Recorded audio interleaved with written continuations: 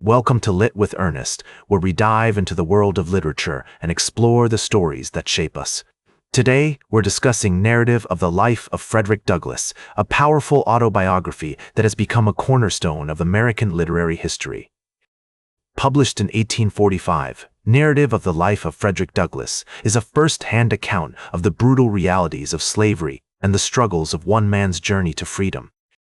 Born into slavery, Douglass rose to become a prominent abolitionist, orator, and writer, using his voice to expose the atrocities of slavery and fight for the rights of African Americans. To understand the significance of Narrative of the Life of Frederick Douglass, it's essential to consider the historical context in which it emerged.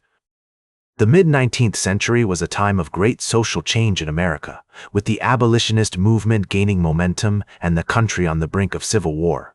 Douglass's narrative was a crucial contribution to this movement, offering a personal and poignant account of the horrors of slavery. In terms of literary background, Narrative of the Life of Frederick Douglass relates to several major traditions, including the slave narrative genre and the American Renaissance. The slave narrative, popularized by authors like Olaudah Equiano and Harriet Jacobs, provided a platform for enslaved individuals to share their stories and expose the brutalities of slavery. The American Renaissance, which saw the emergence of writers like Ralph Waldo Emerson and Henry David Thoreau, emphasized the importance of individualism, self-reliance, and social reform, all themes that are central to Douglass's narrative. One of the most striking aspects of Narrative of the Life of Frederick Douglass is its use of literary devices, such as imagery, symbolism, and rhetorical strategies. For example, Douglass's vivid descriptions of the whipping of his aunt, Hester, and the brutal treatment of other enslaved individuals serve as a powerful indictment of slavery's cruelty. The image of the blood-stained gate that marks the entrance to the slave plantation is a potent symbol of the violence and oppression that underpinned the institution of slavery. Douglass also employs rhetorical strategies like pathos, ethos, and logos to persuade his readers of the moral urgency of abolishing slavery. By sharing his personal experiences and emotions, Douglass appeals to his readers' sense of empathy and compassion, while also establishing his credibility as a witness to the atrocities of slavery. Through logical arguments and historical references, Douglass builds a compelling case against slavery, demonstrating its economic, social, and moral bankruptcy.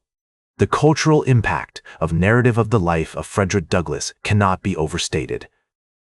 This book has influenced generations of writers, from Mark Twain to Toni Morrison, and continues to be a touchstone for discussions about racism, identity, and social justice. The legacy of Douglass's work can be seen in everything from abolitionist literature to contemporary movements like Black Lives Matter. In fact, Narrative of the Life of Frederick Douglass has been particularly influential in shaping American literature's representation of slavery and its aftermath. Authors like William Faulkner and Toni Morrison have grappled with the complexities of slavery and its legacy in their own work, often drawing on Douglass's narrative as a reference point. The book has also inspired countless adaptations, including films, plays, and documentaries, ensuring that Douglass's story continues to reach new audiences. As we reflect on the significance of Narrative of the Life of Frederick Douglass, it's clear that this book is not just a historical artifact, it's a living, breathing testament to the power of human dignity. It reminds us that even in the darkest moments, there is always hope, always a way forward. And that's what makes it so enduringly relevant. Like this episode if it hit true. Share it if you respect honest talk about books. Subscribe because we'll do this again. This is Ernest, signing off.